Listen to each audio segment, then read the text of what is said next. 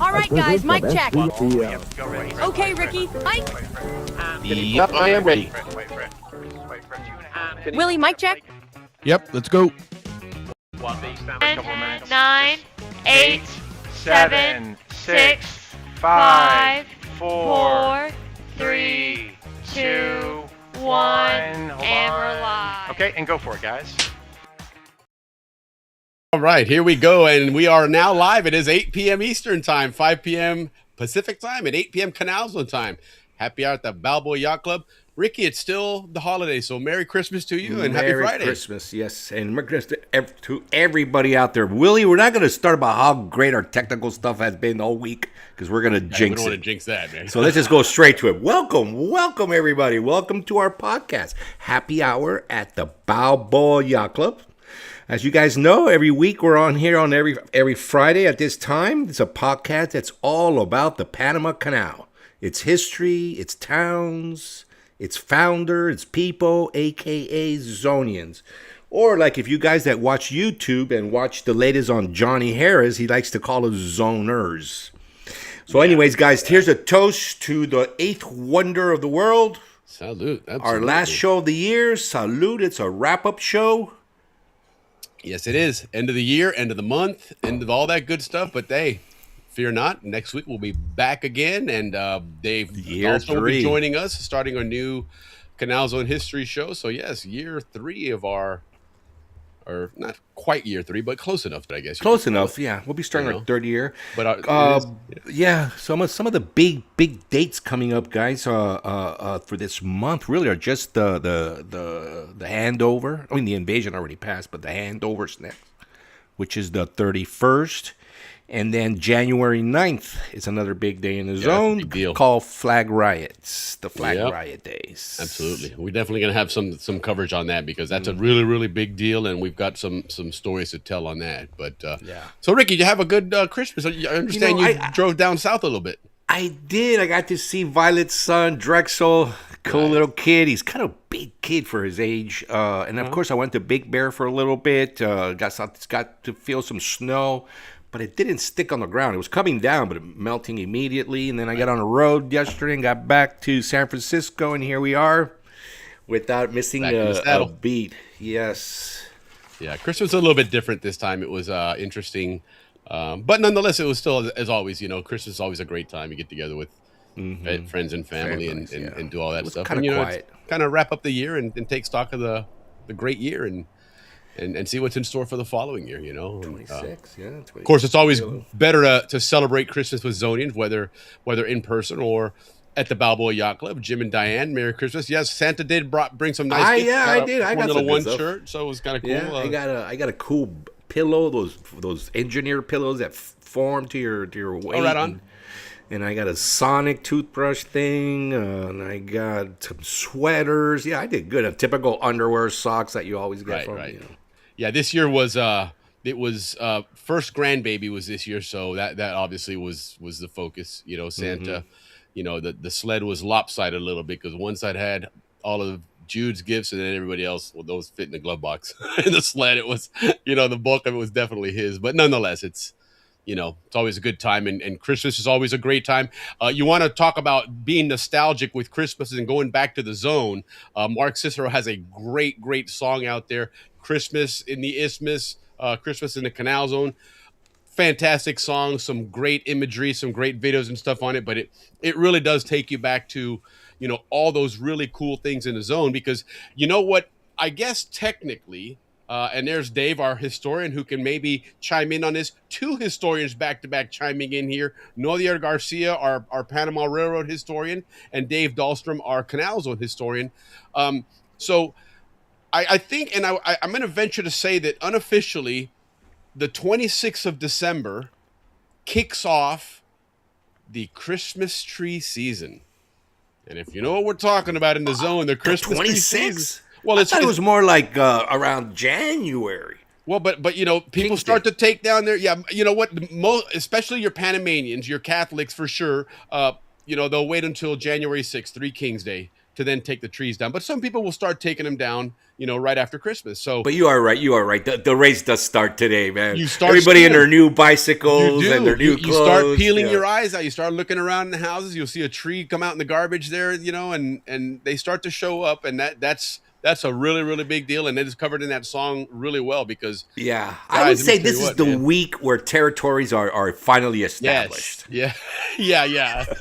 You is passed all the this one and- pre-battle meetings, right? All the Yeah, yeah, negotiations, yeah. man, and setting all the ground rules, which Yeah, of course yeah. are broken the first day. Yeah. But nonetheless, that's And if you do break the rules, at least in our neighborhood, you got bean with those almonds. Remember those almonds that you couldn't eat? Yeah. Remember those round things? yes. Yeah, you will get beaned by those if you What came was the other anywhere one? The near little our hot stash. beans. Remember the hot beans? They used to take and scrape them on the ground. Yeah, those are the ones. Almonds. The ones they call almonds? Okay, I thought they were called I guess. almonds. I always thought them as hot beans, but yeah, maybe they're one and the same. But look at Dave. Trees barely had any needles by the 20. No doubt, man.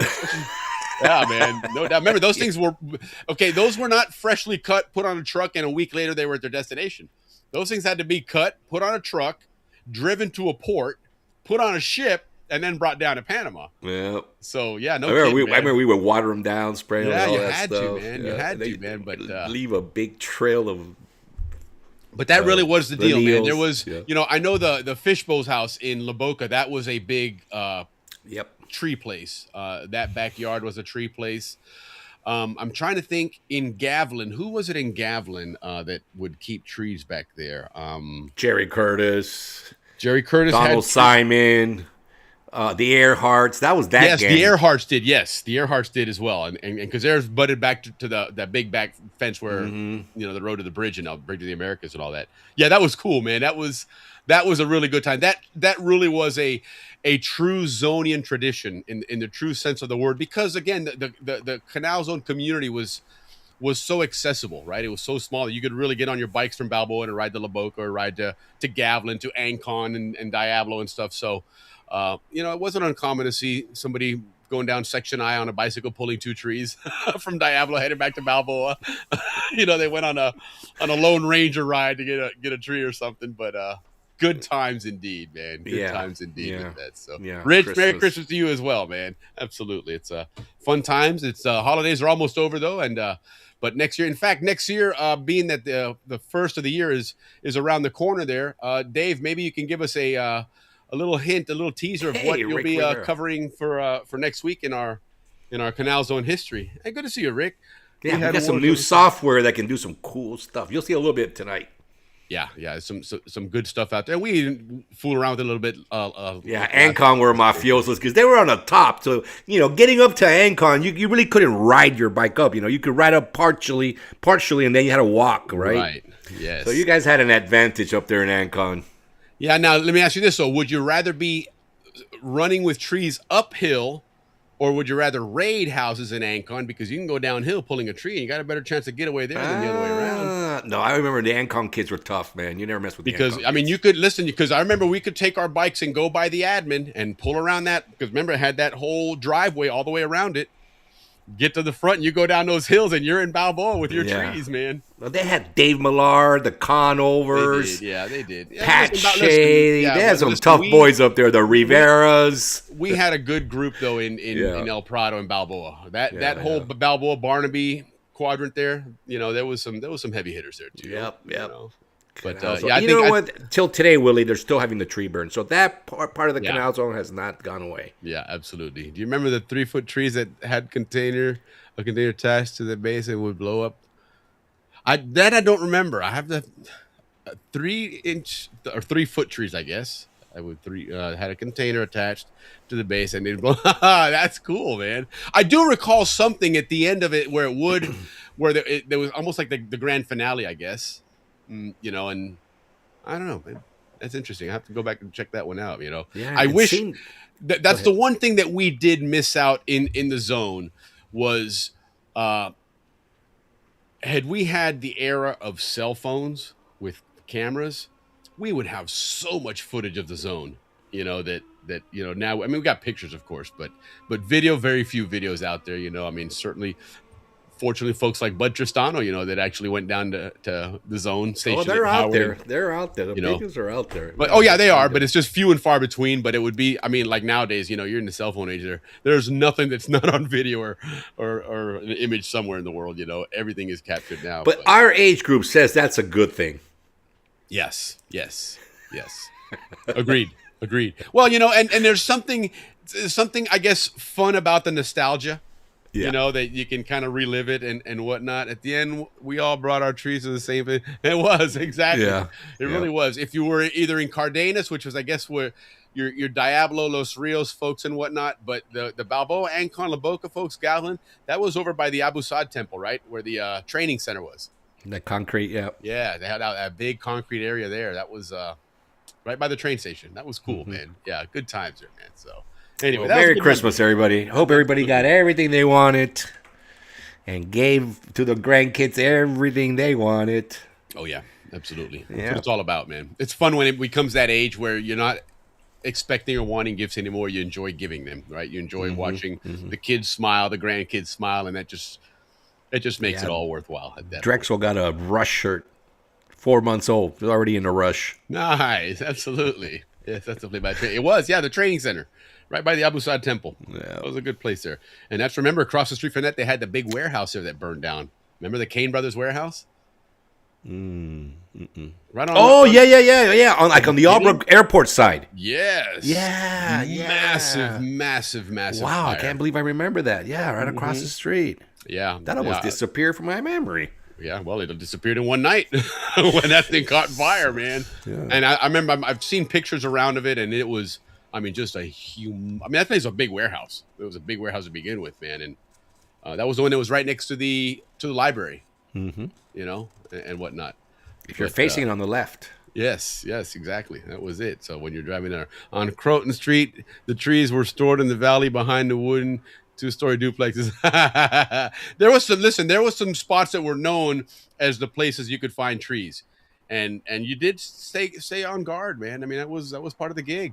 Yeah, It was either if you had the up and downs. Now we know what up and downs are. If you had an up and down, it would go on the ledge, that little roof over the front door. Correct. So like you had it on your video on the backyard. And then us guys and Catanzaro, Reinhardt's, Hewsom's. If you remember Morgan Avenue, there was a houses, and then there was a split in the houses, and there was like a little bit of a jungle going up in there. Right. Okay, we would stash them back in there. That was another one of our good spots. And that's to get natural camouflage. Yeah. But then after about a week or two later, you drive by there, and all of a sudden you notice, wait, what is that big brown spot over there by those bushes? They're all dried out now. The trees all go brown and everything. But yeah, that was a good times, man. That was when it was fun to have a bicycle and be in the zone. And dude, life was good, man. Life was good. When we had banana seats. Yeah, right. You could tie the rope to the back of it. Yeah. Man. All right, Willie, man. It's good reminiscing. Well, that's what this show's all about, guys. And it is Christmas, man. So we're here to bring you Canal Zone memories. But you're also going to get a lot of Canal Zone memories from the Canal Zone reunion coming up in January. Rick's got some announcements about that here. So SCN Television presents K Pasa. And now here's this evening's host, Army Sergeant Bob Foster. Good evening and welcome to K Plaza. We've got two guests tonight. First Sergeant First Class Jim Webb. Sergeant Webb is with the 227th Military Police Detachment. He's the kennel master. There you go.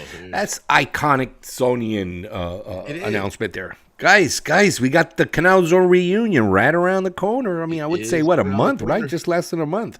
But, we've all been in... Yeah, less than a month. We've all been informed of all the great activities and the train and the this and the that. But one thing that we don't really talk about, but I've always kept my eyes on it, it's the Canal Zone Music Festival that is attached to all the activities. Let's call it the Lollapalooza of the Canal Zone reunion. Right on. It's known as the Canal Zone Music Tour. So, guys, we're going to talk about it. Every day there's a lot of music. There's music throughout the whole reunion, right? So everything kicks off Wednesday night at Magoo's, a very Canal Zone Zonian restaurant. in Cardenas, and it kicks off with Las Vegas. If you guys remember the Palm family, Lisa Palm leads that group. You know, she is an incredible singer, and I know they won a few awards last year. Yeah, absolutely. So they're a very well established band in Magoo's Wednesday night, Lollapalooza starts Thursday. Big event, guys, at the Marriott in Albrook, the one there close by the mall. Our very own James Slater is going to be headlining that band called the Spirit of 76, and I'm sure it's going to be all the Viva guys and that group, and they're going to be playing at the Marriott in Albrook, and that party is known as the Midnight Chicken Coop. Thursday night, James Slater. So you got Lisa Palm with Las Vegas on Wednesday, James Slater with Spirit of 76 on Thursday. Yeah, he's down in the Keys right now. He said he's down in the Keys. The Zonians out there. He's and we're gonna have him back next year. Hopefully the earlier part, but whenever his schedule allows, we'll make sure we slip him right in, man. Friday, 2 events on Friday, 2 music events at the Railroad Luncheon at another very Zonian restaurant known as Austin Mama's, again in Cardenas. You always want to go there when you go to Panama. And of course, all the other award-winning restaurants. 6 in the top 50 in Latin America and Panama. Nice. So we'll go over that later, too. But at the Railroad Luncheon at Austin's at noon, McCory and Carney Band. These guys are like a singer and a guitarist. Okay. And they do very good blues. I mean, they're phenomenal. The guy plays a lot in Texas and in Panama. And I believe he's a graduate of 76. Oh, right. So they'll be at Austin Mama's for the Railroad Luncheon. And then Friday night, 9:30 p.m., Friday Night Owl Show at the Canal House, or the Balboa Yacht Club, as a lot of us know it. But it is called the Canal House. At 9:30 p.m., Woodstock is going to play. Now, I haven't asked Alex who Woodstock is, but I imagine that's like open mic. All the Zonians can come and play and jam out like they did last year. Yeah. And that last year was like in Albrook. It was, correct. And in a difficult to find place. But this year they're doing it at the Canal House or the Balboa Yacht Club. Right where the reunion's taking place. Right where the reunion's place. So that's Friday. 2 shows on Friday, guys. And then Saturday is the big event, right? Three different acts, three different bands playing at noon at the lobby bar at the hotel right there in Amador. Frank Preto and La Parranda, of course. Nice. Those guys are, he took over Lucho Azcárraga, same kind of music. Correct. And, he plays at the reunions on Saturday nights. Well, he'll be at the lobby bar starting noon on Saturday. At the pool, so if you can go to the lobby bar, or if you feel like being at the pool, the DJ Mark C, I don't know who he is, but you guys probably know who he is, will be DJing at the pool. And then, if you stick around, which I'm sure you all are, at 9:30, the big headliner, Shorty and Slim, will be headlining their new EP, Canalzium,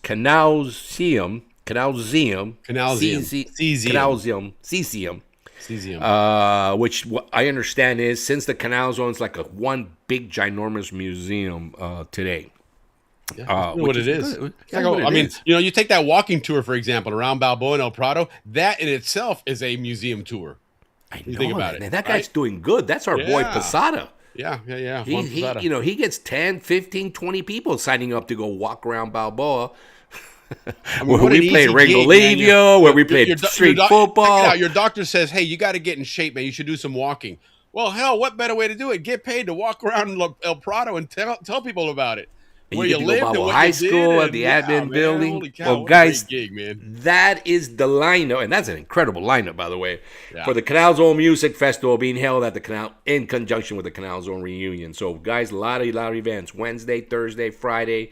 2 on Friday, 3 on Saturday, but the first 2 are tops, man. I mean, they're all super good, of course. And those are your localized events right there at the hotels, because, again, as we've said many times now, this reunion is all about the experiences that you go and do. So, you're going to spend a lot of time away from the hotel, comfortable walking shoes, of course, and if you haven't been there in a while, it is dry season, so it's not nearly as humid, but that's a relative term, because not nearly as humid as the rainy season is still pretty damn humid compared to a lot of places in the world. So, just But understand still, that. But still, you can Uber. They say Uber's Yes. dirt cheap down yes, it is. And when you get back there, you'll realize how small the zone really was, compared to what we looked at. So there. Because we walked everywhere. That's why Yeah. it looked ginormous for us. yeah, it did, So, but and don't forget, guys, on the bottom there, scrolling, canalzonereunion.com. That's the website. If Yep. you want to have any information, go there. You probably still can register to get updates from them, but I mean, you're weeks away from it now. So, and unfortunately, I'm not going to be able to attend the reunion. I really had every intention of going, but it's just not feasible right now. In all He wants honesty, to go see soccer. I do. I wanted so bad to go see Panama in 2018, and that one going all the way to Russia was that's difficult. monumental task. This one's a little bit different. It's in our backyard, and Panama's doing really well right now. It's only their second World Cup ever, and so it's one of those.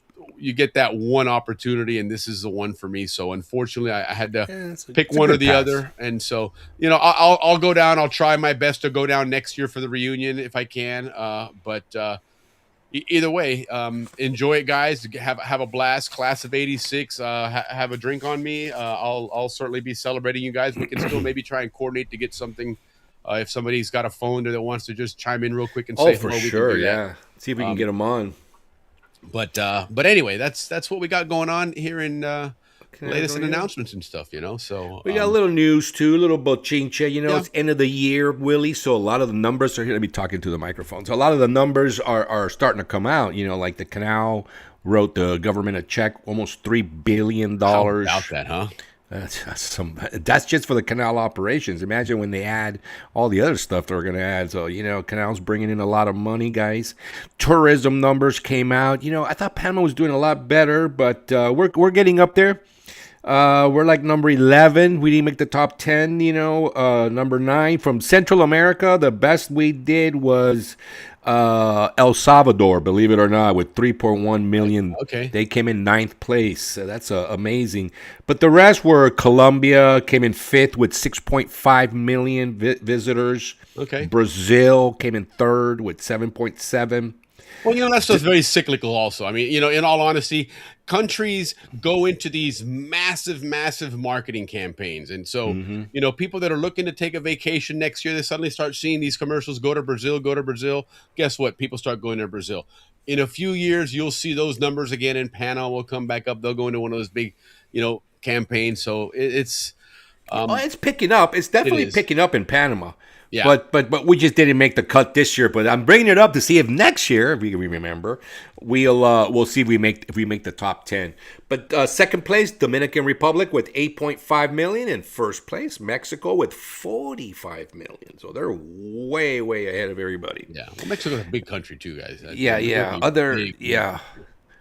Other news, that is a ginormous country. It really is. People don't think about that. They just assume it's Mexico, and they compare it to United States and Canada as part of North America. But Mexico is a big country, man. It's got a large population, and just in size, it's a very large country. And they're known for food, which Panama now is becoming they have known a for culture. food. They have a world recognized culture. Yeah. Hey, another big event coming, but not next month, the 17th. If you're in Panama, the week before the reunion, they have El Desfile de las Mil Polleras en las Tablas. I saw that. That's something you wanna see, man. Everybody dresses in the polleras and the montunos, and it's a big event, cultural event. So that's they call it El Desfile de las Mil Polleras, which is the parade of 1,000 polleras. Truth be told, you're literally looking at thousands of polleras there. You'll have the 1,000 in the desfile in the parade, but everybody shows up that you kind of, I guess it's the traditional equivalent here in the States to what some of these what would you call those stupid conventions where the people go to and they Comic-Con, right? And they dress up in all their costumes, and you see them walking around town. Yeah. You can say like that. That convention's in town because the whole town you see people walking around in Spider-Man outfits and all that shit. And it's the same thing in Las Tablas. You will see polleras everywhere, and it really is. Whether there's a bias or not, it is one of the more beautiful, elaborate traditional costumes of the world is a pollera. It's always Oh has. yes, it went like in the Miss Universe is always they always get up there. Yeah, it's always recognized. Always recognized. Yeah. On the again the numbers that have been coming out, all the economic numbers, Panama's looking good. 8.36% increase over the last year, so almost 10% better. You know, the Canal, the top three money makers for the Panamanian government, the Panama Canal, Tocumen Airport, Sure, and the ports, and all three did very, very well. Yeah. On the way up, doing quite well and moving up was transportation, which is what we've been talking a lot about here, moving those TEUs across. And by the way, we hit 10 million again this year on the TEUs. Commerce is up, so a lot of people are shopping, a lot of people are buying, so that's up as well. Construction is up and going up even higher next year. The government just announced they're going to be hiring 30,000 new construction workers to go onto this $1.2 billion road repair project all over the country. In fact, one of the roads, Ricky, that they're going to be repairing is in a very iconic place that we'll actually see in our Howler Monkey commercial, but at Napoli. It scares the heck out of me. It's like, yeah, they're going to be doing major road work in front of Napoli's. Well, that's a major thoroughfare, believe it or not, even though it seems like it's a narrow road that we would go down and park there and walk to Napoli's. But, you know, the Instituto, which is one of their bigger universities and high schools and everything. High school, yeah. And you know, it's just a lot of commerce in that small area. It's a choke point for people going into the zone, especially back in the day, going into Ancon to work at the hospital. So it was a busy thoroughfare, but the road has always been a shitty road. And like Ricky's mentioning, there's a lot of money earmarked to, you know, you're going to see a lot of construction going on there. You won't notice it in January here, but if you go this year to the reunion and then you go next year, you'll probably notice a big difference in those roads. Hopefully. Yeah, I hope they don't knock down Napoli's. Well, that would really be sacrilegious, man. We'll We'll protest that one, man. Come on, well, definitely. Yeah, so that's construction's up again, finance is up, and that's because, you know, all these new projects we're doing. Mm-hmm. And hotels and restaurants are up. Nice. What did come down, Zona Libre, which is surprising to me, industrial output, and I don't know about how much we do there, agriculture, and that's because they closed down Chiquita Banana, you know, of course, they're going to lose money. And fishing, that blows me away. How the heck could fishing go down? So I don't know, you fishermen out there. And there's a lot of Zonians doing these fish companies. And sometimes I wonder with stuff like that, for example, is it necessarily that it went down or that our competitors went up? And so I don't know. We may drop in a ranking, but it doesn't mean that we necessarily cut back on production. We just may not have produced as much. Somebody else may have gotten through some massive surge and could be because fishing was surprised me that fishing is down. Agriculture I understood, Zona Libre I understood, but industrial output I don't know what that means. You know what they're doing in Panama there. But for the best part, almost a 10% increase over the last year. That's really, really good. Yeah, and the amount of money that was given to them by the Panama Canal company, the ACP. I mean, it's unbelievable that it's really interesting to look at the dynamic of that one valuable entity, which is the canal, and how we viewed it as Americans owning and operating it for all that time. It was in essence a thoroughfare, a highway. It wasn't even I guess you could call it a toll road, but it wasn't a profit center. No, it was get the boats through. Just get them through, get them the heck out of here. And it was a convenience for us that could help with world commerce, certainly help our military, but it wasn't viewed as something that you could make money with. And Panama was turned around and said, well, guess what? We can still do all that stuff that you want and put some money in our pocket. And quadruple. Unbelievable, man. So right on, Panama. Yes, you know, you hear the people that talk the worst about Panama are Panamanians, you know, and Panama really is doing well. I mean, their future is I always use the analogy with people like that, Ricky. I always say, you know what, that's somebody, you give them $1 million and they're like, really, $1 bills? And they'll complain. It's like, come on, man. Really $1 bills. But yeah, Panama is in a solid, good place all the way around. Ricky's not going to make it down there either. We already had known that he wasn't going to be down there.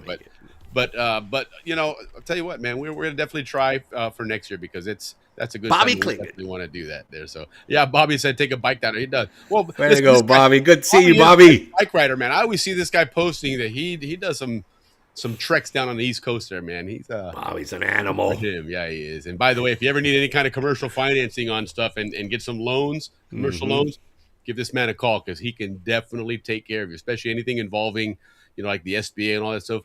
This guy knows what he's doing there. He's a wizard at that, man. So give him a holler. Yeah, when the economy was bad about 10 years ago, it was Bobby Klingon that stood up and got the loans for all the small businesses that weren't able to get them, and that's how Bobby created his business. Specialties. You're right. No kidding. He went after the small business, got them all loans, got them all those companies started, and they've all come back to him. So right to Bobby Klingon, man, from the Canal Zone. Absolutely. And from our show. Way to go, Bobby. Brother. And Captain Eftimitis, happy holidays from the funnel of the world of commerce. Yes, indeed. Happy Way holidays, to go, Captain. Good to see you, like always. From Cascadas and Sea Panama.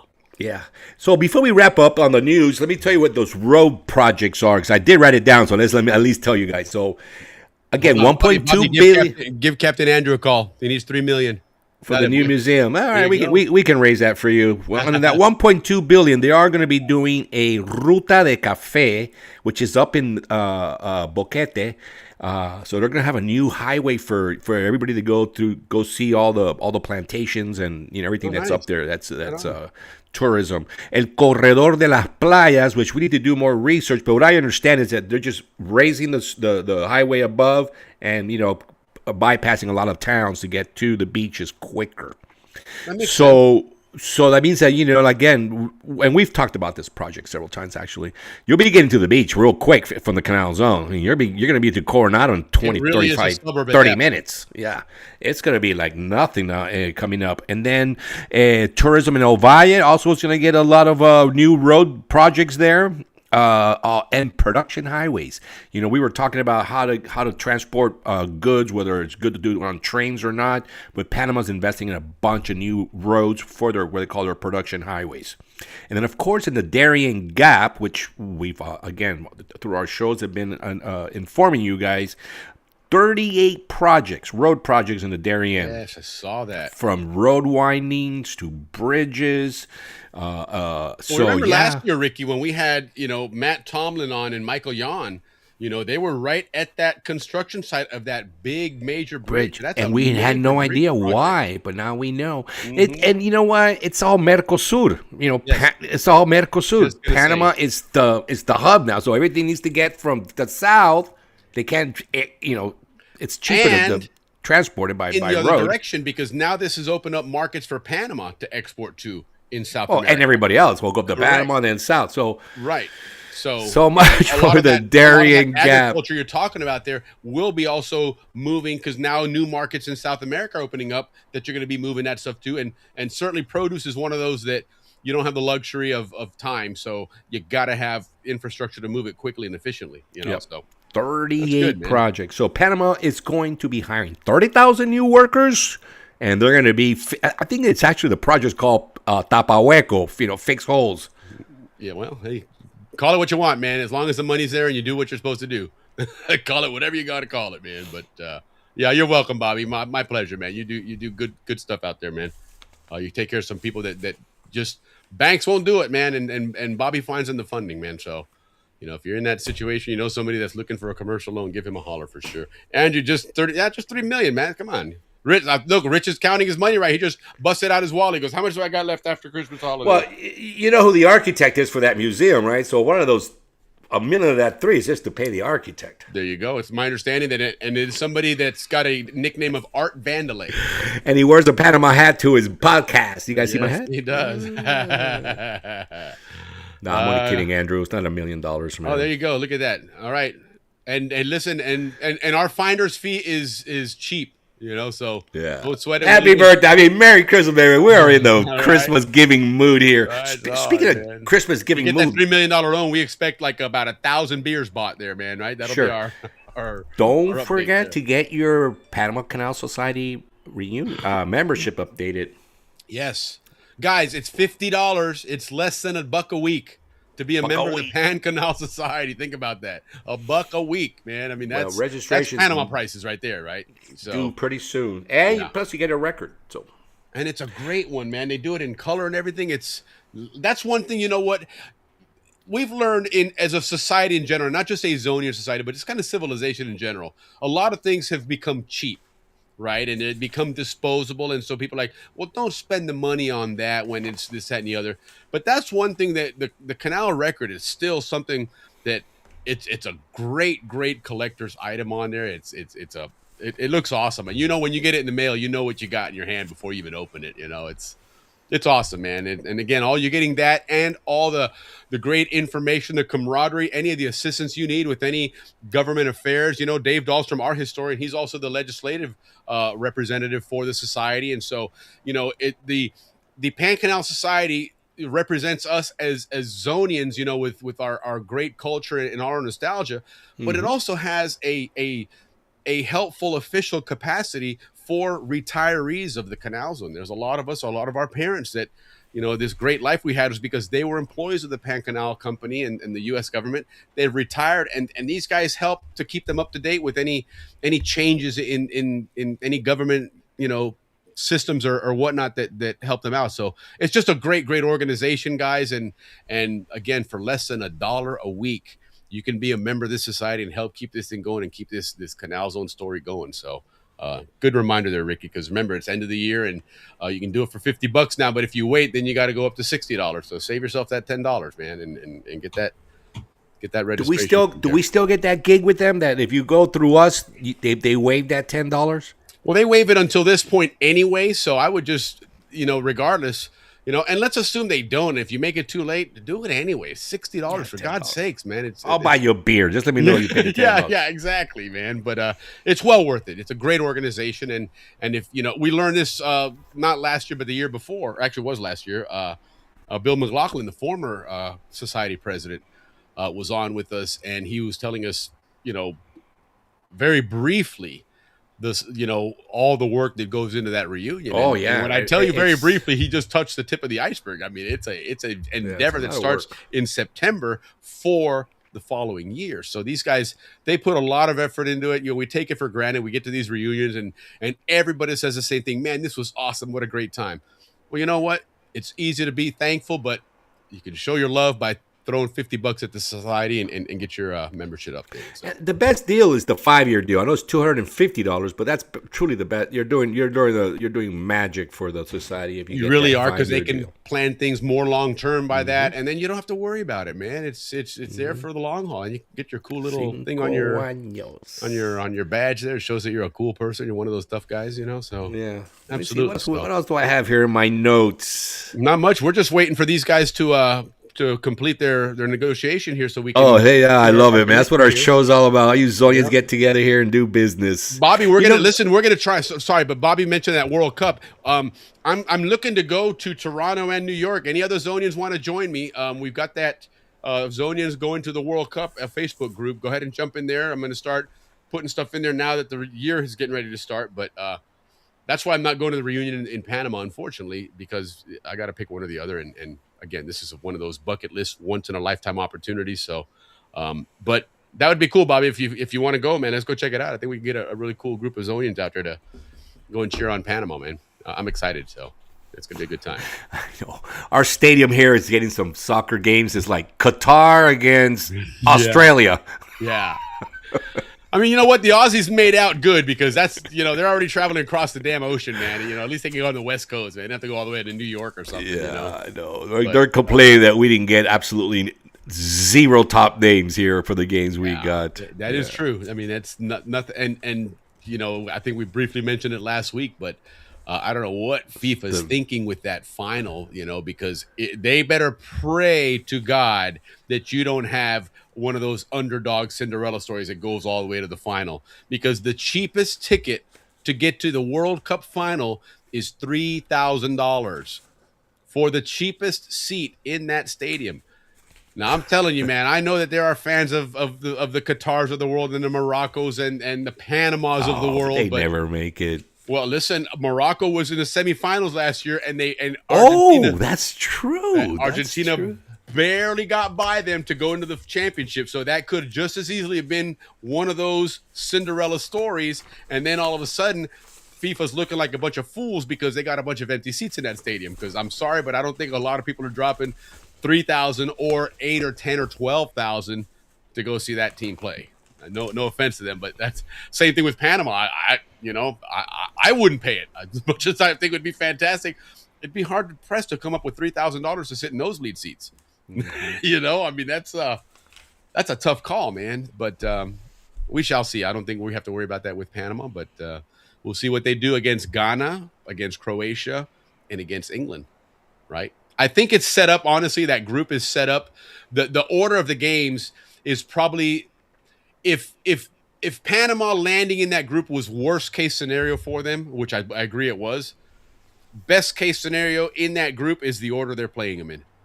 You don't True, want to because England they play first. England the third game, where England's probably already classified. Exactly, and that's what we're hoping for, because otherwise you play them first game, they're going to go in there trying to make a statement, and they want to be the leading team in the group, and so they're going to beat the shit out of whoever they beat first. So you don't want to play that game. They're playing Ghana first, which I'm liking that opportunity. You play them tough, you get Croatia thinking twice about that second game now, and then you can. Who do we play first?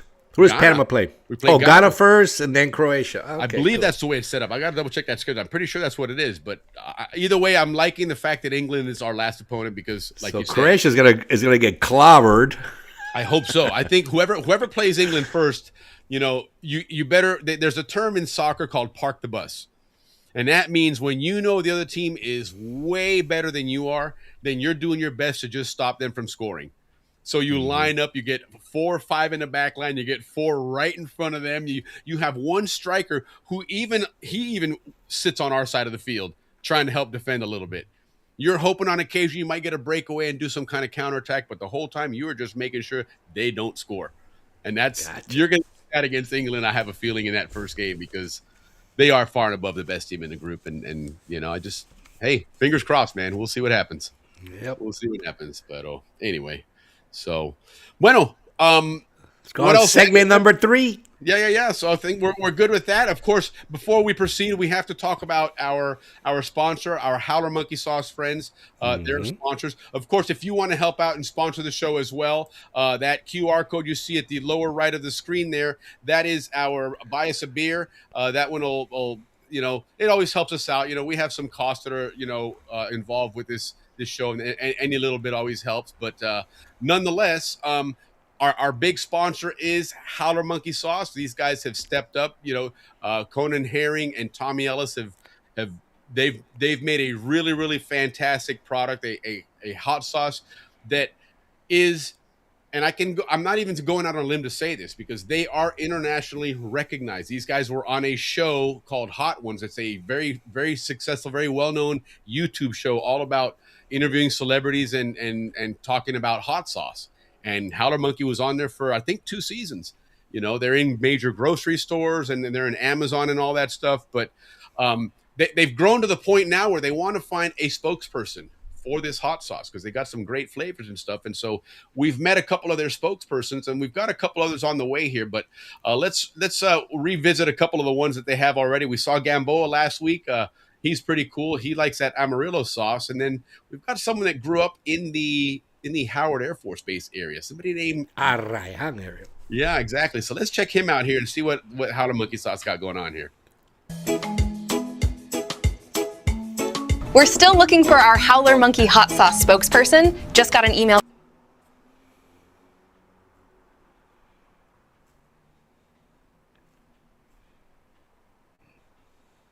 Not sure what happened there, why that hitched up like that. Let's try that one more time and see what is going on here, because that was kind of We're still looking for our Howler Monkey Hot Sauce spokesperson. Just got an email from Panama. You've got mail. Hey, I'm Mac, and I grew up behind Howard Air Force Base in Panama. I can talk about hot sauce. On pizza, uy, que rico.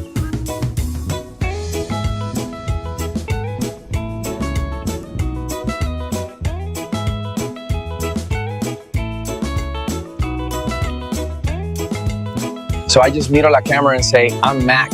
I grew up in these trees next to Howard Air Force Base. Hey, are we really going to Napoli?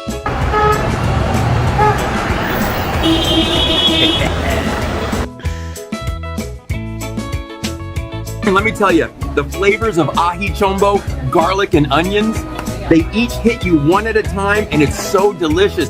Howler Monkey Original brings the true taste ají chombo of Panama to your pizza game. Do you know a howler monkey who can describe the sweet heat of our original with authentic ají chombo peppers, or the fresh punch of verde where habanero warmth meets crisp bell pepper? How about the bold tang of Amarillo, yellow Scotch bonnets blended with mustard seeds? And of course, our hot, the same great flavor as original, fired up with red habaneros for that fire. Our sauces are all natural, no preservatives, gluten-free, pure flavor and pure fire. Are you the next Howler Monkey spokesperson?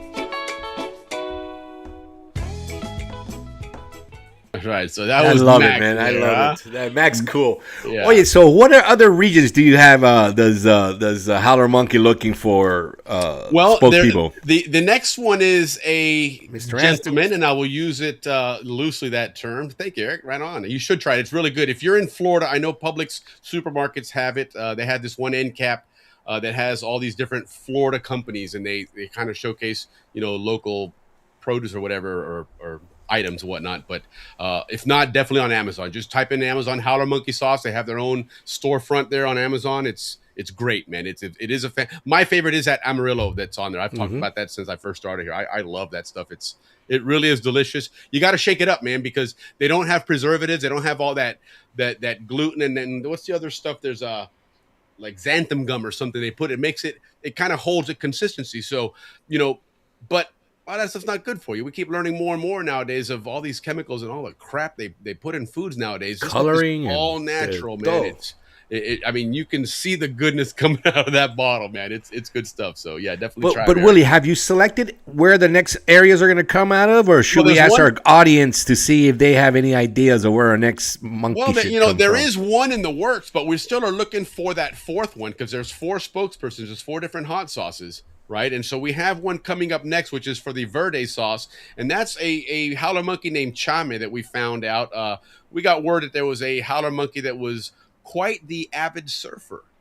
So okay, so that's number 3. So maybe our audience can chime in and see what area of Panama. Yeah, that's a good call, Ricky. That's a great call. and a name too. Why not? Yeah, why not? Have some fun with this, and it's really cool. These guys are Zonians. They are.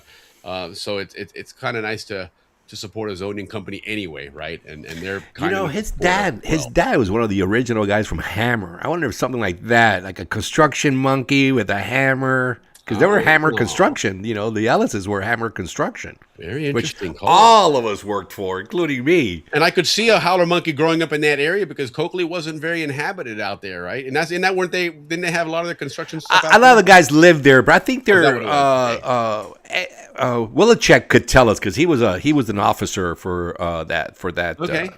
He's a manager on that company. He was like he managed all. If I recall right, I could be wrong, but he recalled like all the materials that would be flown in. He was in charge of that. Would be another interesting. It's funny. Ricky and I were talking earlier today. Today was nice being a Friday. That holiday type Friday.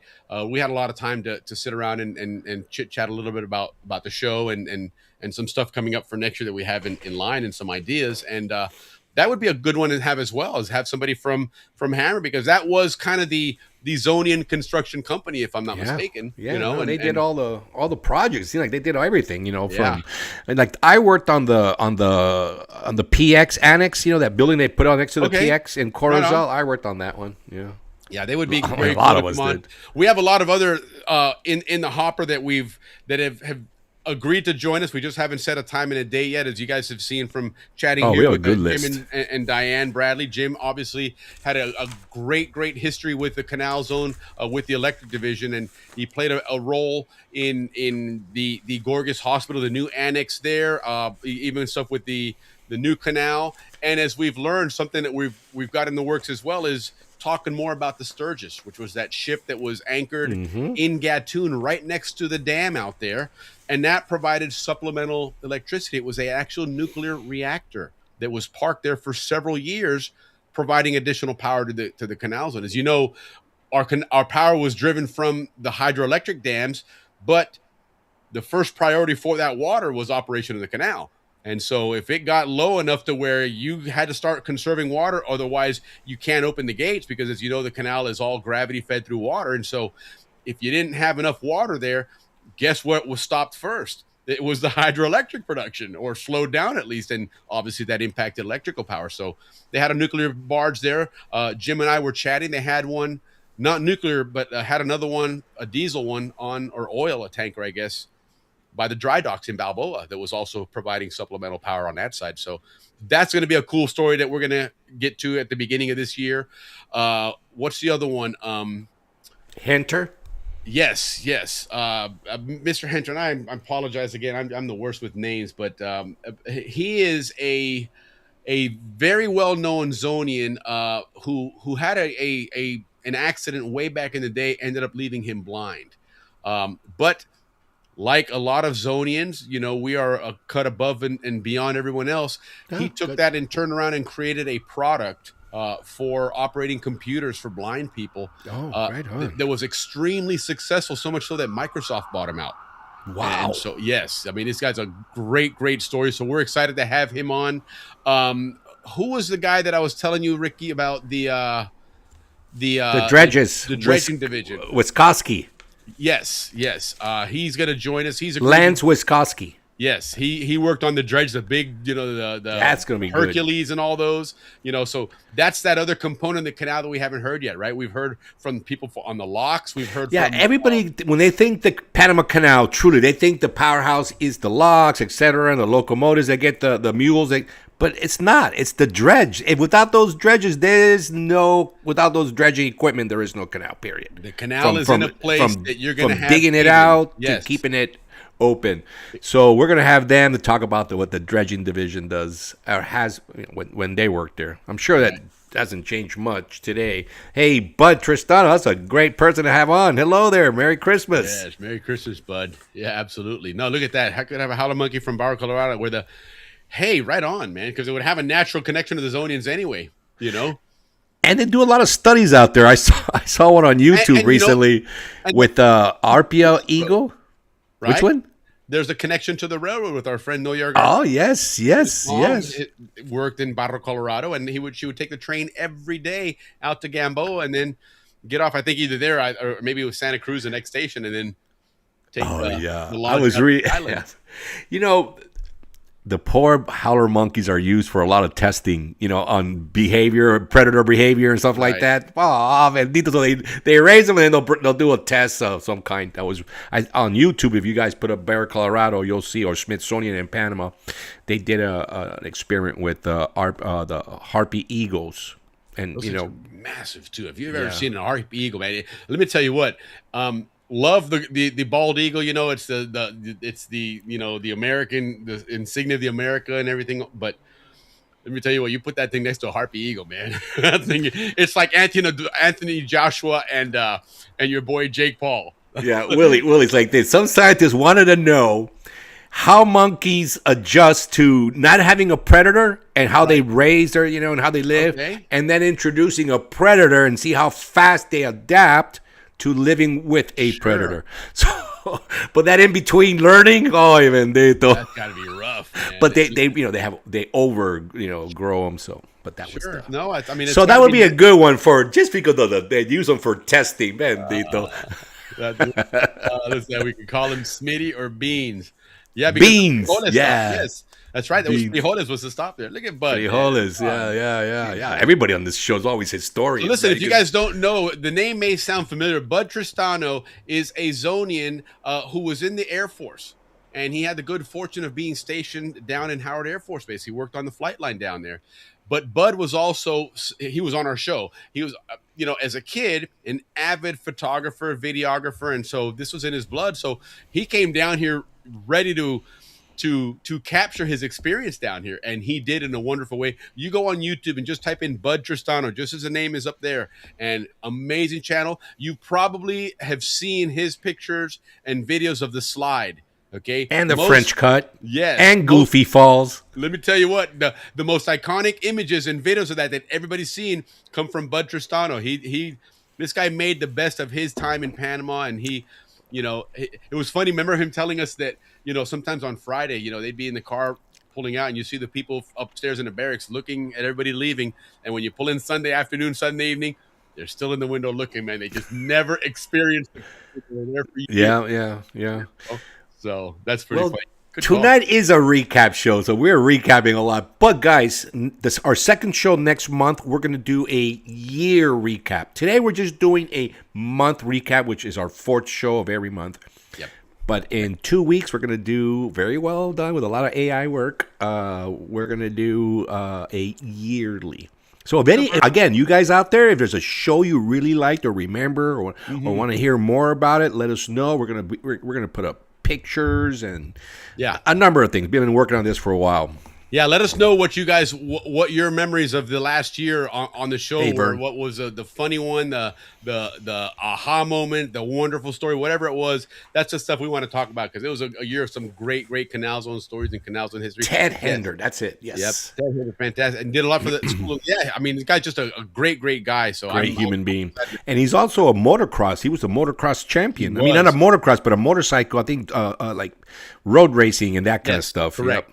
I put into my movies in the comments, but YouTube deleted it. Okay, well, it's I'll put it on there for you, brother. I'll put it up as a banner here in just a moment while Ricky does a little song and dance here. So we got to get into our show. We're doing segment 2 stuff still. Willie, you know, Willie and I are like all professional now. Yeah, we have segment 1, segment 2, segment 3, segment 4. And, you know, we're trying to do it like that, but we're such bochincheros. But we are going to be talking about our 3 shows, starting with Dave's show, the history show, and some of the highlights of that show. For me, the highlight was that it was all the people behind the scenes. And then our second show was our fun show, which is our dictionary, which normally is our third show, but, you know, we're flexible. And we had a great time with the dictionary show. We really, that was a lot of fun. The second week of the month. And we had some great words that we learned. And then the third show was with the Tuckerman and Jesus Romero, and about Venezuela and the whole drug path, and, you know, how Panama's involved, and, you know, all the similarities with Just Cause and what's going on right now with Venezuela.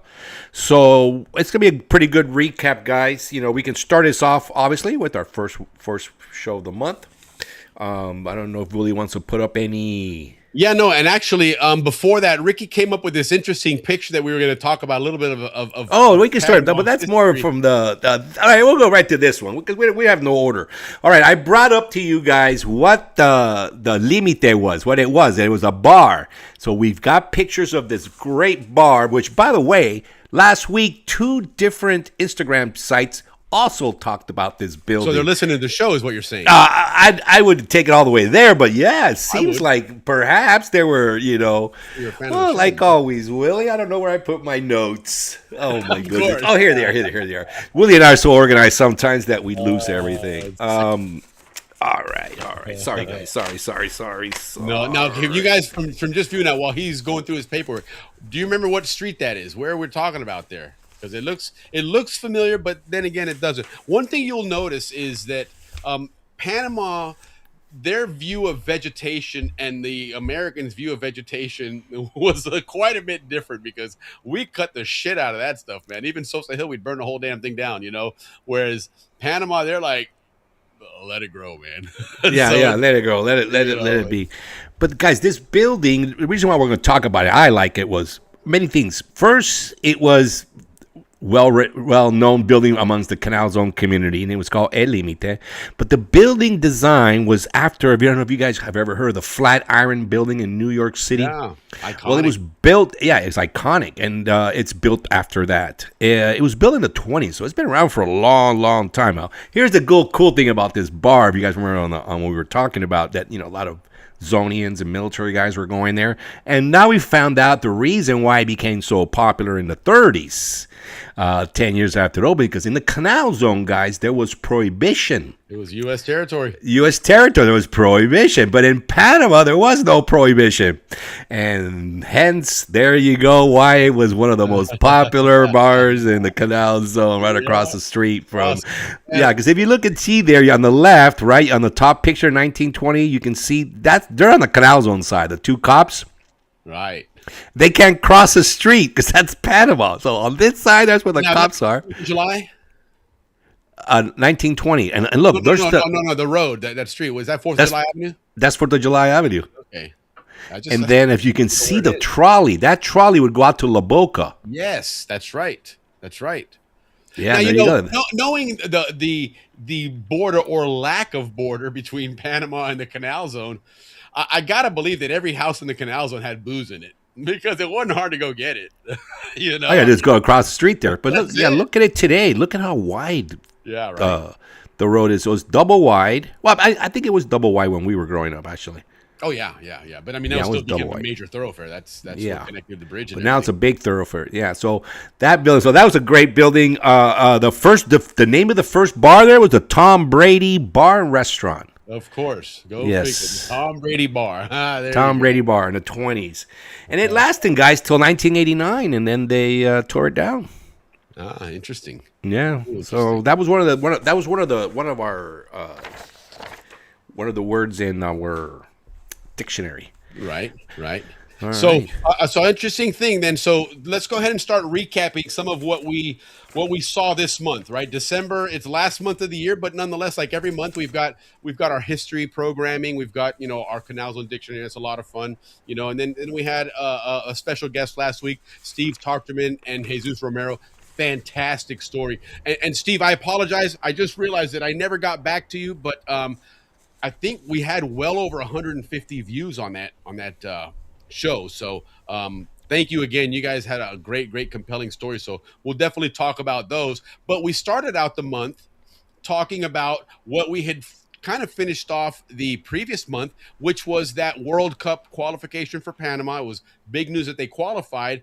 And then the first week in December, in fact, it was the Friday of the show, we talked about the World Cup draw, because it was one thing to qualify, and there's still a few teams that haven't qualified yet. There's still some open spaces, which will take place in March.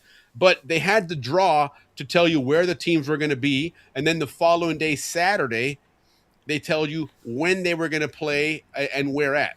So on Friday, they tell you what groups you're in, who you're going to be facing, and then on Saturday, they told you where you're playing, what time, dates, etc. So, Panama qualified for the World Cup. Wonderful event. It's just a great story. They've really dominated their Central American group. This team is I can honestly say Panama is now an established soccer country. I think we're going to see more of this now. We're almost to the point, I think, where you can honestly say if Panama doesn't qualify for a World Cup now, it's a disappointment. It's a disappointment. I agree with you. Yeah, and that's one of those stages in the sport where you realize, hey, we're here now, right? We're expected to be here now. When we don't, it's kind of a letdown. So keep Willie, what do you think brought that on? Why did Panama get so good? Well, I think it's, Panama is, you think of 100 years of having the United States there. You think of 500 years of being a place that is recognized around the world, right? There's always been an influx of foreigners and immigrants even into Panama, right? There's a lot of different cultures there. It's a country that, regardless of its size, always has importance, right? And it's grown in importance. Sports has always been really big in Panama. The Canal Zone played a role in that with, Kiwanis and football. Baseball has always been a huge sport. But interestingly enough, Panama has always been a baseball and a boxing country. Obviously, Roberto Duran, and there's plenty of other boxers, but he's obviously the prominent one. Baseball, there's from Mariano Rivera to Rod Carew and a whole bunch in between there. Back in the day, major leaguers like, the Cicero's grandfather, came down here to play baseball and things of that nature. So it's and it was a Zonian that discovered Mariano Rivera. 100%. Herb Rayburn. Yes, indeed. So, that's been Panama's pedigree in sports, has always been baseball and boxing. But in the last 25, 30 years, Panama has just grown as a country. It's just blossomed in all aspects, and sports is one of those. They've They've had international soccer. I mean, listen, Panama played in international games years ago. They even had some success, but one of your next levels of advancement into a sport is introducing a national league. And Panama now has a league of their own that they have players. Now they're even starting to get some players from other countries coming in. That means there's a little bit of money there. But you're now getting a game that now has people growing up following it as kids, not just every 4 years as a, it's an event to watch like the Olympics, right? We don't have anybody in it, but we watch it anyway because it's that special event. That's what the World Cup was. Now we're part of it. This is now the second time we're part of it. And these guys now have grown up watching Panama be successful in soccer. So these guys grew up as little kids with a soccer ball at their feet. And you're starting to see the fruits of that now where Panama is becoming recognized. I mean, what is their ranking right now, Ricky, around the world? 30th. 30th out of 200 countries. Okay, so it really is a country that has stepped their game up, and it's. I think you're going to see a lot more of this success. So I'm really, really excited for that. I think it's going to be good. But we went through those qualifiers. We did what we had to. That final game was amazing. We had to win by a lot of goals, and we still needed a little bit of help, and we came through. We scored 3 goals. It was an amazing game against El Salvador. And then we waited a couple of weeks for the World Cup draw. And we had all this excitement. In fact, there was one of us in our chat group that Ricky always mentions. We were talking about where they want to be, who we want to face. And I remember, talking about wanting us to be in a group with Belgium and those type of countries, because the way they set it up now, you have a fixed group of teams that are your top seeded teams, and so they can't be in groups together. So you won't have a Brazil versus Argentina in the first round anymore. Any of those, they're always going to be those untouchables. And out of those untouchables, Belgium was the one that I'm looking at going, hey, that's probably one of the weaker ones. I think we'd be in that group and whatnot. Who would you not want to be in with? Well, of course, you don't want to be in with Brazil, Argentina, Germany, England, and all those kind of groups. And as the picks started coming around, all of a sudden we look and see the Belgium group, they get like Iran. We're like, okay, that's getting even a weaker group. We really want to be in that group. And in all honesty, the way it works, there's certain caveats where you can't have, too many teams from one conference together. And so for a while there, they would pick a team and then it'd be like, nope, you got to move to this one because you can't be in with so-and-so. And it would hurt Panama's chances of getting into that group. And ultimately, it went from what was looking very positive and hopeful, fingers crossed, to almost worst case scenario, because in World Cup soccer, you always have the one group that is referred to as the group of death. And that's the group. Normally that's all the better teams. So it's Correct. good that Panama is associated with, well, it's not something like the group of death. They're not put in there because they're associated with strong teams. It was a draw. It just came out that way. I know. Looking for positive. But it was, so they got group L, which I guess you see on the screen is the group of death. It is a tough group on paper. Okay.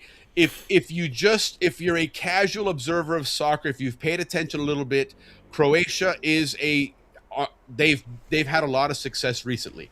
They've won European championships. They've won a World Cup, but those same players are still hanging around. A few of them. They've lost a lot of those key players, but they have still some of those guys left, but they're older players now. So Croatia, their best players in his 40s. Correct. And so therefore the team has a certain reputation of being a good team, but the truth is, if you really look at them performance-wise, they're not as strong as they seem. So I'm not too afraid of that. Oh, thank you. Whoever that was, thank you so much for that. Thank you so much. Right on.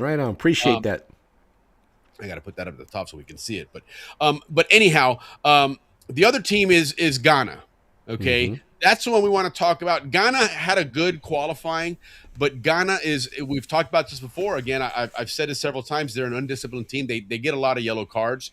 And the only reason I say that is because if you've watched Panama play, there's one thing that Panama has in those dark arts, they like to call them, and it's that they know how to throw that elbow, right? They know how to throw that knee in there. They know how to clip that ankle a few times, and they've done it to people where I've honestly felt bad for the likes of Pulisic, that Panama has just beaten them senseless a couple of times. And the U.S. guy, yeah. Yes, they beat them a couple of years ago. They had a game against them, and you could tell it was frustration. Panama was losing the game, and they just proceeded to beat the crap out of this guy. They were taking yellow card. It was like they were lining up like in the movie Airplane. Excuse me, miss, let me handle it. Oh yeah. I remember that. They just pounded these guys. Now, to Pulisic's credit and the U.S.'s credit, they didn't retaliate. But I have a feeling you do that to Ghana, you're going to have a lot of retaliations. And we all know from growing up playing sports, it's the one that retaliates that gets caught and gets the flag thrown on them in football or the yellow card or whatever. NFL for sure, man. So that's what we're hoping for there that could happen. England is England. They're one of the top 5 teams in the world. But best case scenario for us in Panama is that we face them third match of the group. We're hoping by then England has dominated, they've qualified, and therefore they're resting their players so they can get into the group stage healthy, which means that maybe Panama could push for a draw there. And I have a feeling they could win one of their games. I think they could beat Ghana. I'm hoping they could. A draw with Croatia is doable. Croatia's an old team. And then again, if England is resting players and looking at further down the tournament, that may be an opportunity for the Panama to come in, get a draw there. A win and 2 draws will definitely get them into the next round, which would be historic for Panama. So 2 draws, wow. Yeah. And then lastly, we talked briefly about this guy Kadir. Okay, he's a Panamanian playing in Brazil. That number there is not an error, guys. That's what he's valued at right now, which means he'll probably go for about 70 million when it's all said and done. But just look this guy 18-year-old up. Panamanian. A beast. Let me tell you what, he is putting in some goals that are the guy's a beast. He's big, he's powerful, strong, he's fast. He's got everything that they're in cup soccer, in club soccer around the world. You look at different countries and you look at people, the way they're built. Lionel Messi, arguably one of the greatest players to ever play the game. He never went and played in England. There's a reason for that. I don't think he could have been as successful in England. That English soccer is rough. You run constantly up and down the field, and he may not have done so good there. This guy is built for England. This guy is a beast, man. He's like a linebacker or a fullback. If you guys follow football, remember Tebow Samuel? Yes, that's what he's like Tebow. He's exactly. He is that guy there. Fast, built, strong. He will, and if he's got his back to the goal, and you want to try and almost like in basketball, post him up, he will manhandle you. He's that good of a player. He's valued at that money there. So keep an eye on him. He could have a great World Cup and suddenly be just a record-breaking. Yeah, he's on the team. They put him on. Yeah. You've seen that in World Cups before. You've seen these players that are coming into their own, playing a lot of times in South America or something where they haven't been really discovered yet. And they come into the World Cup and the whole world's like, who the hell is this guy? And next thing you know, every team in Europe is lining up to sign him, man. And so Panama has 2 players like that. This young man and the guy from France. Not Mosquera. Mosquera is the goalkeeper who plays in Saudi Arabia. I forgot the other name, but he's one of the top scorers in the French league. Yeah, so indeed. Keep an eye on Panama, guys. It's gonna be good. Yeah, no, that's awesome. I'm excited for it. It's going to be a great World Cup. Years ago, I beating Panama and Messi. That's awesome. Pele, I'm sure you meant Pele. Yeah, no, Pele and this is the last World Cup for Messi and for Ronaldo. So, again, one of those that you don't want to miss. It's going to be a legends. Yeah, Messi's a legend, and it's being played here in Mexico, the U.S., and Canada. So great venues. The best part about it is it's in our local time zones. So we're not worried about games at 3 a.m. or 6 a.m. or whatever it is. They're played at our local time. So if you can't make it, at least you'll definitely catch them on TV. So, well, Willie, since we're talking about teams, one of the things that David talked about was all the players behind the scenes that were maneuvering to get these Panama Canal treaties signed in 1903. Right. Yes. And that's really what it was all about, all the behind. So speaking of teams, I put together a list of Team Panama, Team USA, Team Colombia Panama. Right. And then, of course, there was the wild card team, the liberal fighters from the 1,000-day war. Sure. Yeah, that was interesting how all that came about, we loved it. Well, guys, Team Panama was let's begin with who started this whole thing. Was BV, right? Bonavaria.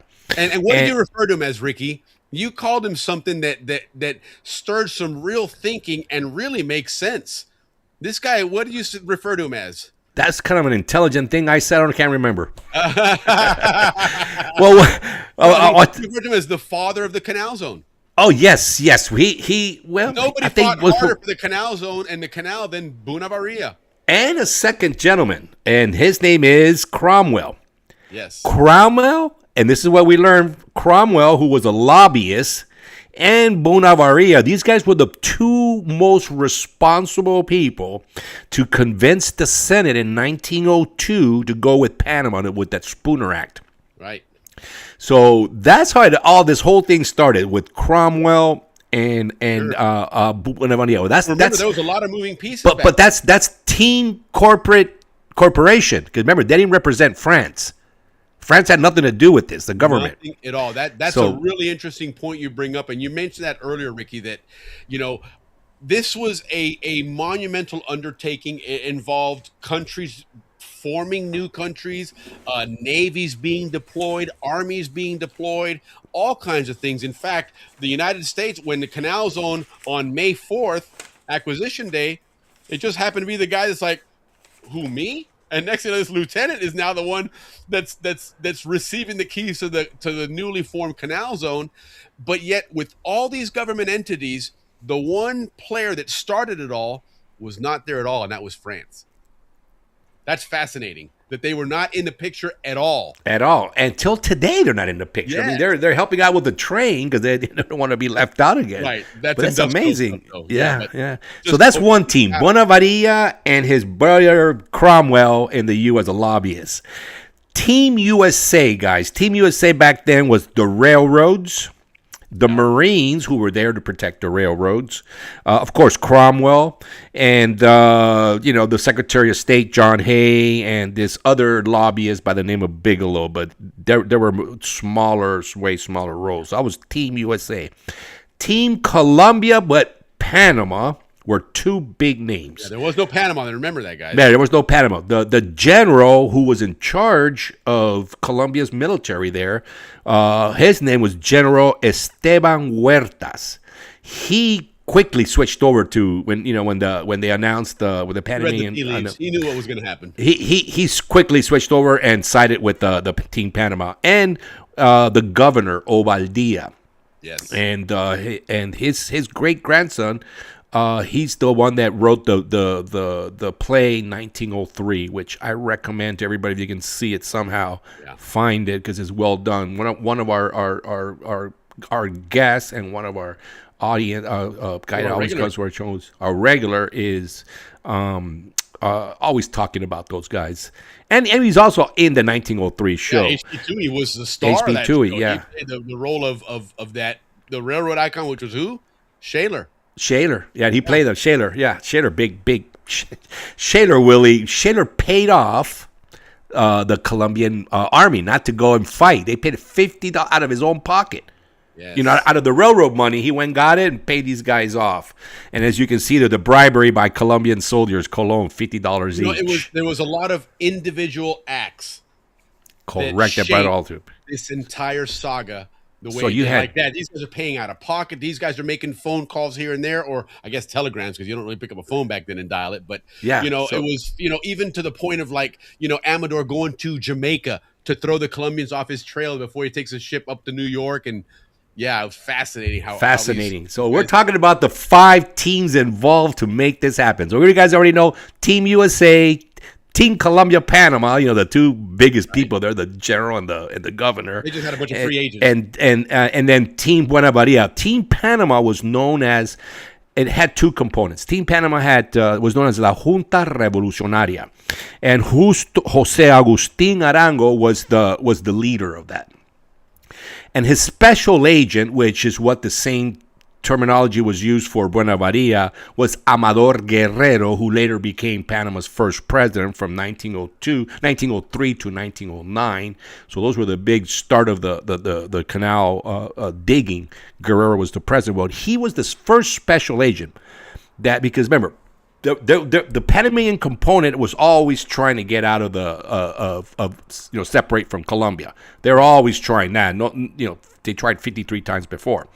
So they already had they're players in. Well, remember, guys, the 1,000 Years' War had just ended, and as that war progressed, it was liberals versus conservatives. The liberals kind of got driven into Panama, so that was kind of their enclave anyway. So there was always that anti-Colombian or anti-establishment mindset in the province of Panama, where you had these people that already always had that sense of wanting some independence and to hell with you guys.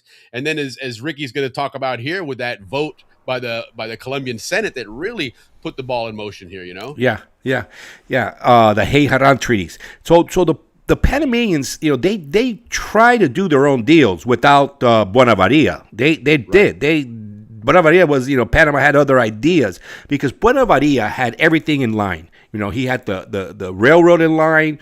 He already saw that the U.S. will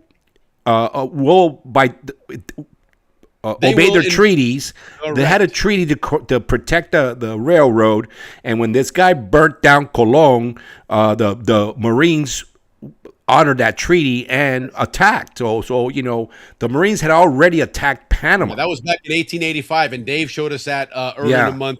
That was one of the big deals. That guy. That city got burned down. Yeah. But again, Buenaventura put that in his back pocket and said, "Hey, that's precedence for doing right. this again."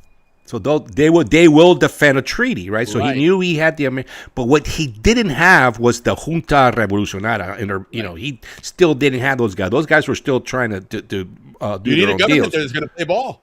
Yeah, and then they sent Amador Guerrero, to go negotiate a treaty with the U.S. and the banks, but the U.S. government didn't. They knew that he was being watched, so they didn't really attend to him. Yeah, but Wall Street.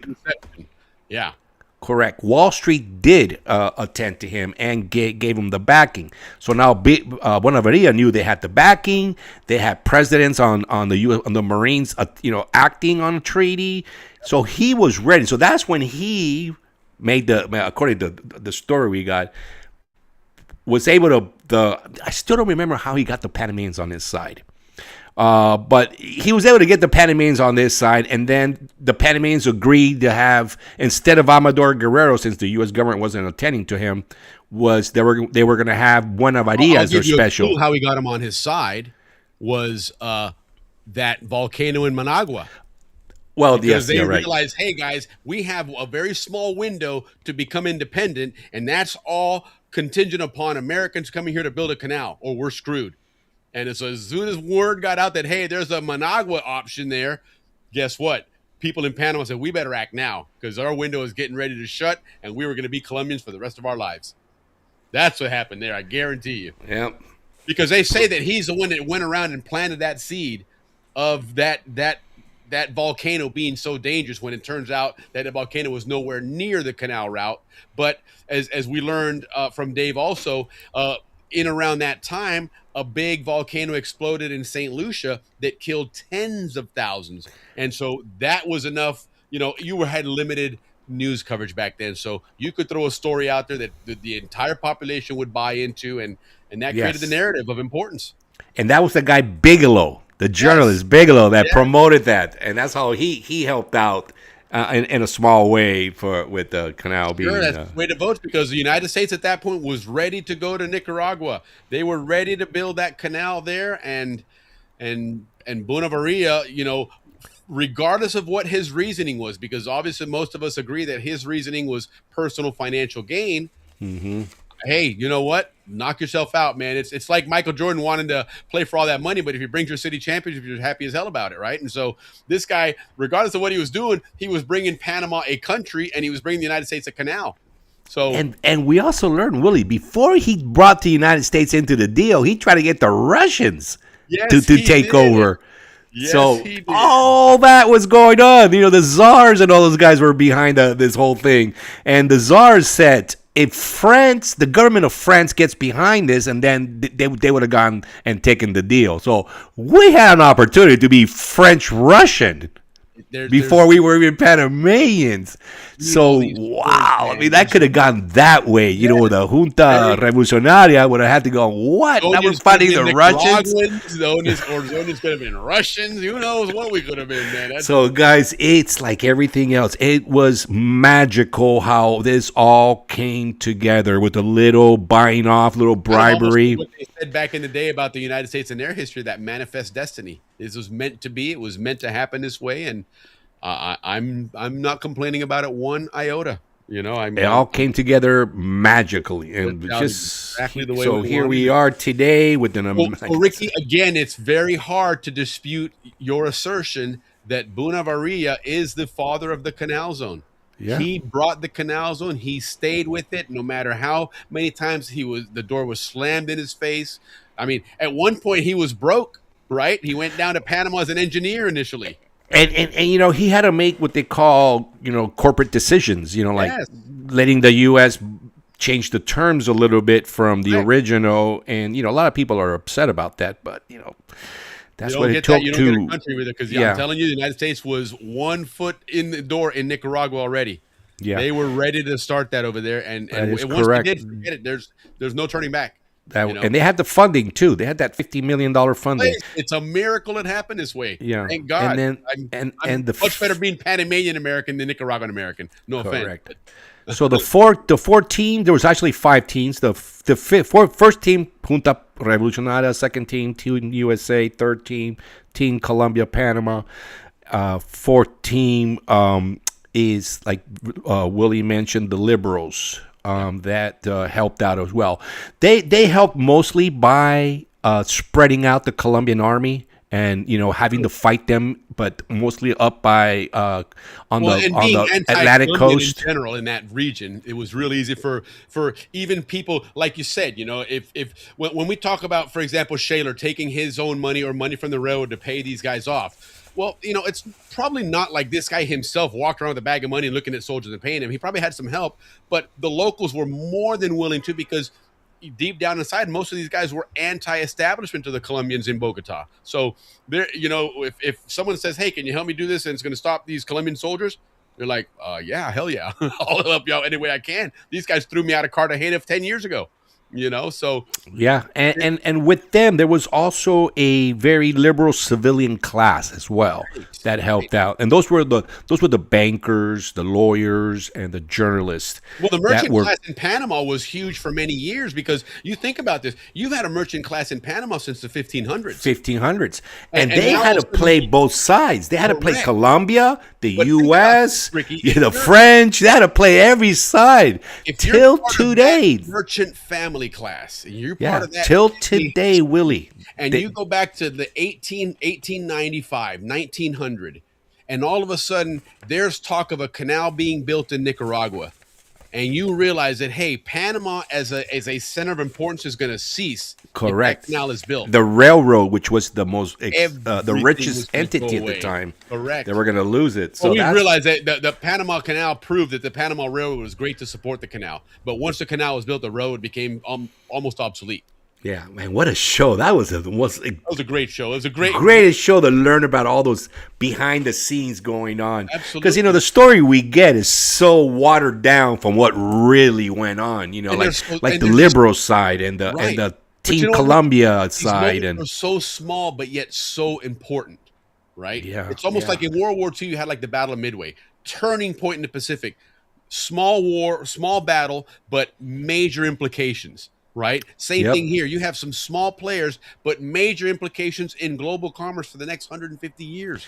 You know what? And it hasn't changed. But Panama today has to play so many different sides, and they still do a phenomenal job, which Jose Agustin Arango did back in the day. Yeah. You know, maneuvering. You know, the French, the Colombians, the Americans, the new locks and everything. It just, I mean, they amazing, man. Back. That metro, that subway, it's just fantastic what Panama's doing. Cheers, man! I've got the chills talking about this, man. A great 2025 for the Republic of Panama. Right? Oh, great story, man. And so, yeah, but that was a lot of fun. That was week 1 of our month of December. Again, as always, our first week is our history week, so we have some great stories there. Dave never fails to produce. Never disappoints. Never. knowledge for us there.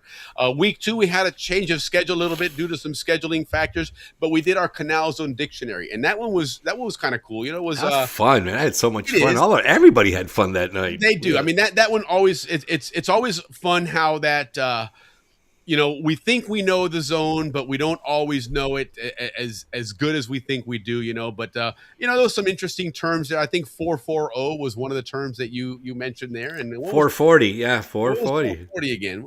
Remind us what that was. 440 was an inexpensive AC system for Canal Zone cars. This is right around I would say, I guess the 40s, when air conditioning was first put in the cars, right? So they came up with the term 440 because most of the people in the Canal Zone couldn't afford, I guess, those expensive cars. So they would say it's a type of air conditioning for Zonians. And people say, well, what's 440? Well, it consists of 4 windows rolled down and traveling at 40 miles an hour. A sensible, poor system that everyone can afford. Man, that's what you have to do. We run that light just to keep the air flowing. Yeah. Why'd you run that light? I said, man, it's hot in here, man. I got to keep the air flowing, man. I didn't want to stop, man. Yeah. That was 440. What was some of the other ones we talked about? The last one that I'll bring up was one that was a great recipe that we all talked about, and that was that was that Johnny Mazzetti. And now, do you remember again what was the sauce? There was a special. I don't remember the name, but maybe you can remind us. What was that special sauce? You have to cook it with that sauce, otherwise it's not the Zonian version. Yeah. You got some gringo version going on if you don't use the sauce. What was that sauce? Will you still have it? I know what it is off the top of my head. It starts with an A. Oh, I don't remember. It's a Spanish name. Almejas. No, just kidding. No, it's a Spanish name for a guy. It's a guy's name in Spanish. I forget. Let's just do it. Arturo sauce. Oh, Arturo sauce. Right there. Yeah. It has to be Arturo sauce, otherwise it's not. So that's another word that we learned in another Canal Zone. Yep. Look, hey, Steve's complimenting your hat there. Right on. Yeah, I've been saving it for all these years. I never wear hats, and then tonight I'm like, you know what? I'm gonna wear a hat. There you go. Well, I'm in my 60s now, so all 60-year-olds are wearing hats and glasses. That yarmulke back there, man. That's what that is. But Steve's in Florida, right? He's normally up in Atlanta, so he's in Florida here for the holidays. Good, Steve. We mentioned earlier that I forgot to respond to you last week. Great show. I think we had I want to say 100 and. In fact, you know what? I'll tell you right now how many views we had on that show. Bear with me here. It was. We had 82 on one channel. We had 42 on the other. And then on Facebook, we had quite a few, about 60 more. So we had over 150 views on that. And they'll pick up a lot more as we continue through the talking about it. Yeah. For about a month, it always gets more Arturo. Yeah, you're right, Arturo. As it is, absolutely. But now again, guys, Steve Tochterman, he was on our show last week along with Jesus Romero. They initially authored a book. They were on our show earlier in the year in April, and they were on our show talking about Fantasy of Flight, Queen of Air. Which is a great book about smuggling and drug smuggling. But really the crux of that book was about the whole fiasco that is the registration of aircraft in the United States and how they were doing that and really just completely bypassing any kind of logical security. It turns out that takes more to buy a case of beer than it does to register an airplane. You need a sheet of paper and $5 and that's it. Yeah, one of the things that caught my attention was the Venezuelans, the way the government makes money is they allow the drugs in, then they allow the airplanes to ship it out, but if you don't pay the tax, you're getting shot down. Yes. And it was interesting because of all the news about, the narco boats getting blown up, but no word about Venezuela shooting that up. Yeah, you didn't pay the tax, or you paid, like, if it was $50 and you paid $45, you're coming down with the SAM. I mean, think about who you're dealing with. You're talking to drug smugglers. These guys aren't exactly on the up and up. Right. So It's not a stretch to think that one of these guys is like, the hell with that. I'm going to fly it anyway. They're not going to catch me. I'm sure that happens all the time. Yeah. They're never going to find me. But Venezuela, regardless of where they're at right now, as far as economic status goes, because of sanctions and all that, socialism and all that. But, Venezuela, not too long ago was one of the wealthiest countries in the world. They have a Oh, ton yeah. of oil. They are very, not just an oil country, but they have a vast resource of oil. And so, you know, they had a very modern military. I mean, Venezuela was one of the few countries that flew F-16s back in the day. So They still have them. yeah, they still do. So, you know, it's not a joke. I mean, you know, granted, if there ends up being any kind of conflict, I'm not all that concerned. I mean, people were concerned about Iraq, and we had them surrendering to CNN journalists. So, but the truth is, when it comes to a military like that and their capabilities against the drug smugglers and all that kind of stuff, they're shooting them down all the time if they don't pay to play ball. Yeah, I learned that. You know, I was like, all right, that was okay, interesting cool. to say that. And then, of course, we transition then to what's more current today because of all that stuff. And part of it, you know, these guys were very humble and not wanting to take credit for, you know, exposing a lot of stuff, but I think their book really did bring a lot of that stuff to light, you know, and there was documentaries put out about that as well. And so I think a lot of the air corridor has started to being shut down. And so they've transitioned to a different methodology, which is these narco boats, these narco submarines, as you can see on the diagram there. Mm-hmm. And it's interesting to see where that's going to and how that's been evolving, where, you know, like Jesus said, you know, Jesus is a retired commander in the Navy. He was naval intelligence. And one of the problems they had was these guys, they get arrested, they get caught, they get tried, they get convicted. Now they're in the United States, they get in prison. And when they get out, they know some more tricks. They go back and they do it again. It's a revolving door. It's nothing's going to stop them. In fact, during that time, they're probably in better living conditions than they have when they're at home. And so, you know, nothing is changing there. But, you know, we look at it, we tend to look at drug smuggling as, you know, it's just another scourge, another crime or whatever. But the truth is, the drug smuggling that we're talking about here was something that was instituted by Chavez when he was the dictator before he died and Maduro took over. And this is a purposeful attack on the United States. And they have said so themselves, the Venezuelan government, that we are poisoning America and we are going to send these people there to attack them with poison instead of guns. So, you know, again, the argument here, not to get into politics, but there's a reason why we're attacking these guys the way we are, because they are coming after us. They get in, they get slapped on the wrist, they get back out. There's enough poor people, enough money in the drug trade that you're always going to find someone else to jump in that boat. Okay, so, you know, the way you're going to stop that is when these guys know that they're not just going to get arrested, they're going to get blown up. Now you're either going to have to pay them more money or you're going to have less of them stepping up to make that mission. So it's a necessary evil that we have. But, you know, we learned a lot of things here about what's going on with all of this operation, where it's evolving to. And, you know, it's really compelling, especially with what we have going on right now, in the world and with Venezuela. It's, you know, who knows if in the next week or so we're at war with Venezuela. I mean, it's certainly leaning in that direction. I hope that the pressure continues to build enough that this guy says, I'm getting the hell out of here. And look at that, 120 metric tons, right? In all those years, is that what, 5 years? 5 years. Panama alone this year has confiscated over 30 tons. Right. Metric tons of cocaine. So, yeah, they're doing it's a big number what they're doing to that. And it is. And a lot of people worry about what Ricky mentioned earlier, you know, with Mercosur and having that membership, not the membership in itself, because that I think is just a wonderful news for Panama, but because you're going to open up more trade with South America, there's only one way in and out, and that's through that Darien corridor, which they're now, of course, expanding. And as you know, when you start giving more access to a country, it's not just the trucks with food and trade materials that are going through there. It's the smugglers as well and everybody else. So, anything else. It's going to be interesting how those borders are handled now and how they man those places. I mean, hell, remember, it's kind of sad because the D Gap has always protected us. You know, always. We've always felt protected in Panama. It's almost a badge of honor. We've got one of the toughest places in the world. Now it's like, nah, dude, it's another. Yeah, well, all those immigrants were like, yeah, they showed us how bad that was, didn't they?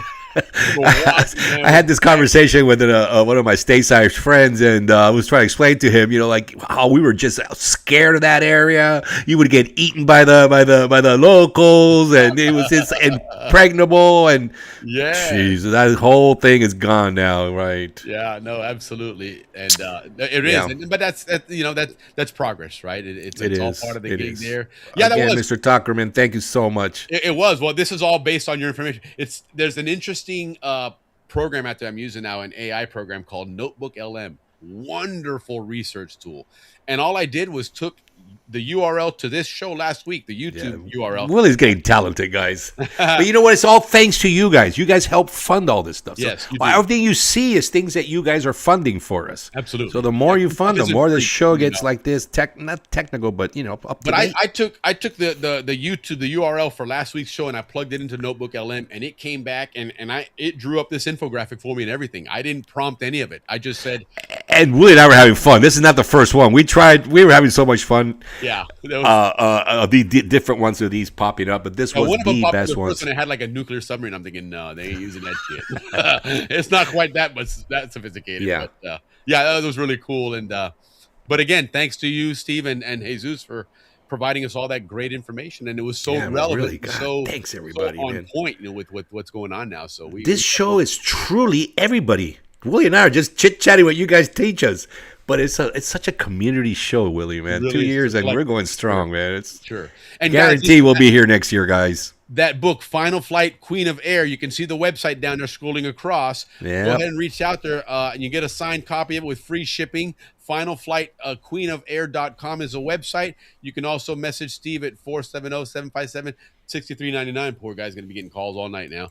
But, check it out, man. It's a great book. It's a great reading, and it's real stuff. And the cool thing about it, it was co-written by a Zonian. Actually, it was written by two Zonians, right? Because as we've learned, an adopted one and he wasn't adopted. And a born one. His dad was stationed down there, right? And then we adopted him. He's one of ours. Yeah, we are now the authority on who's Zonian. We have the Zonian passport office now. So that's what we need to do, Ricky. Is create a Zonian passport.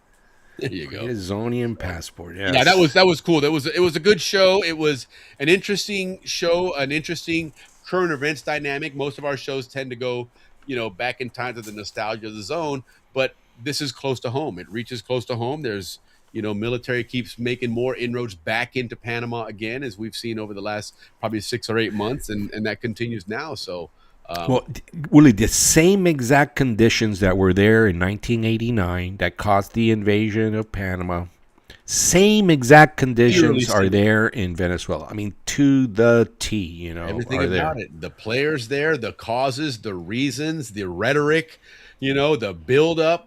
I mean, it's just cause 2.0.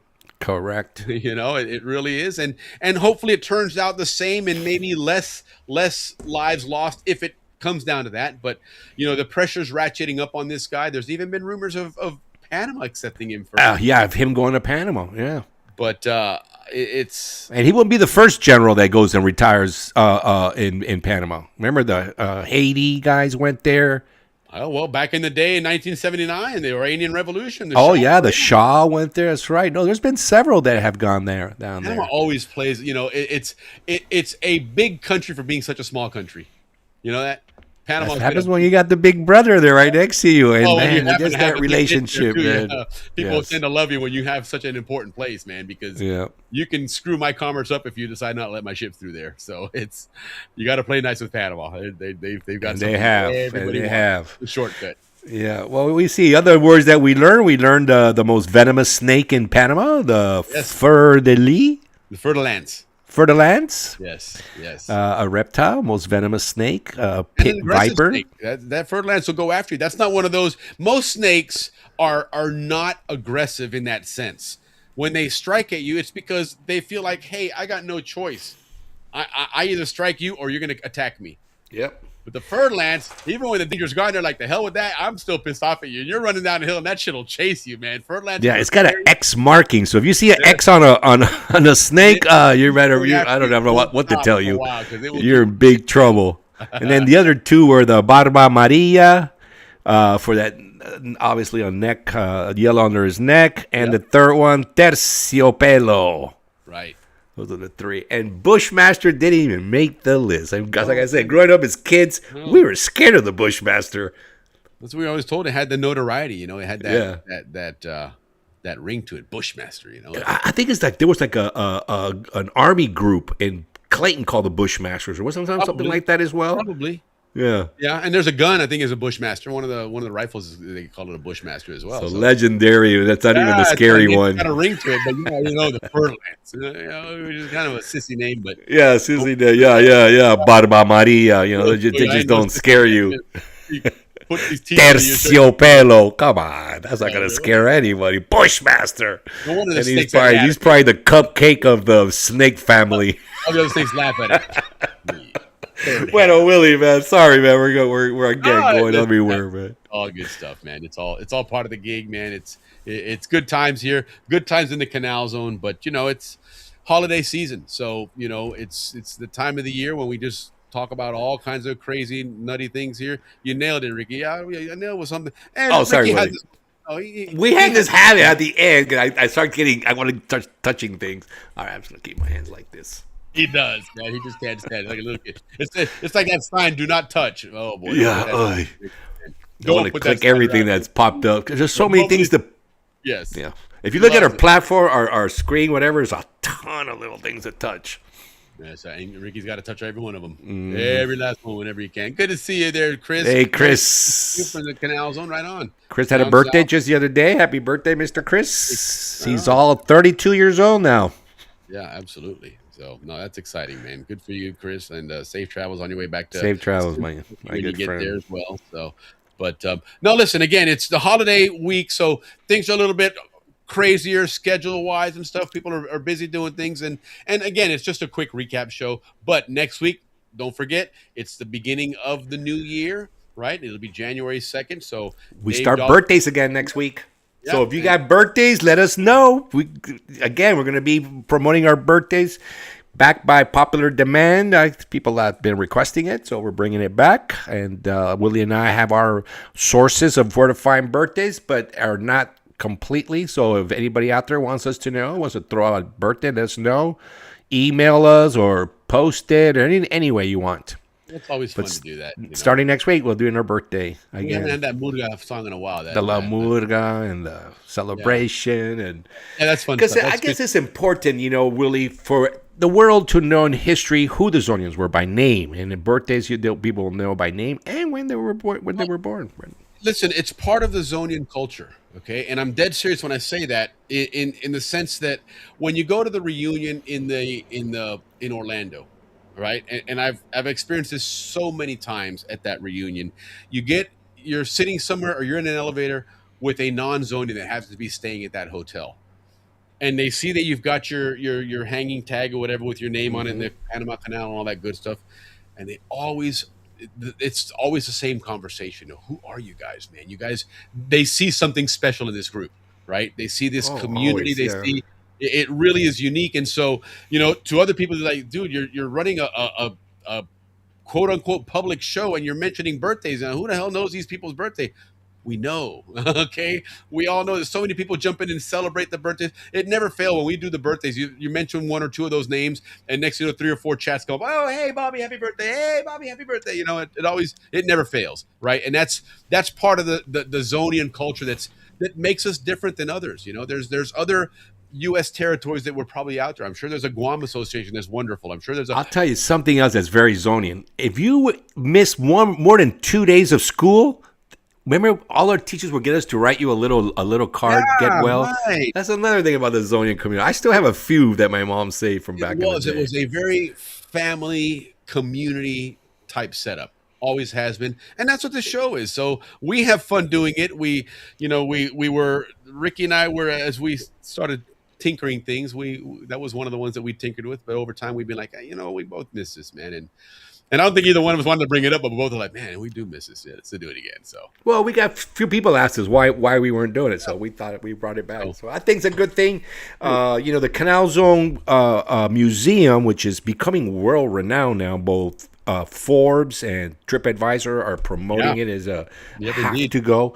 You know, maybe if anybody's been there, tell us what you see, or how are they portraying the Zonian? Because normally Zonians are not portrayed in our best. Like the latest that guy Harris, his documentary on the Canal Zone, he had an opportunity to say something positive about the Zonians, and he didn't. And so that kind of upsets us. Yeah, it does, man. And so we need to get that voice out there that explain to people who we really are. And we are definitely not what we're being portrayed as worldwide. No, it's up to us to do it, and up to us to put out a more positive message, and even in a little putting way, names to that now.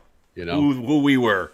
Absolutely. So, all right. But anyway, listen, it was a great show tonight, guys. A lot of good things. It was a great month. December is always a fun month. It's a lot of things going on, but the Canal Zone and that story still must go on, and we love to be able to tell that story here every Friday night. A lot of cool things going on there. But 2025, as far as Happy Hour at the Balboa Yacht Club, has now come and gone. Next week we'll be on the air in 2026. Everything else will be kind of the same, but a whole new year, a lot of exciting things going on, as we started chatting about some really cool guests that we have in the works there. But of course, beginning of the month, we always have our very cool guest, Dave Dahlstrom, joining us. So we're going to get some Canal Zone history there. Looking forward to some Ted Henter, some Jim Bradley, some other stuff in the future. Lance Miskalski. Yeah, so a lot of good stuff in the works, guys. But right now we're just looking at what we got going on next week, and we'll look forward to that. But before that show, of course, everybody have yourself a wonderful, safe, and prosperous Happy New Year. New Year's. Enjoy yourselves. Let us know what you have going on there. But in the meantime, our red bus is behind me telling me to shut up, and Ricky, get us. Hey, Ricky, take my advice. That little Shiva going across. That's our cue. Guys, thank you from the bottom of our hearts. We love you very much. We love doing this show. We'll see you next week. Thank you.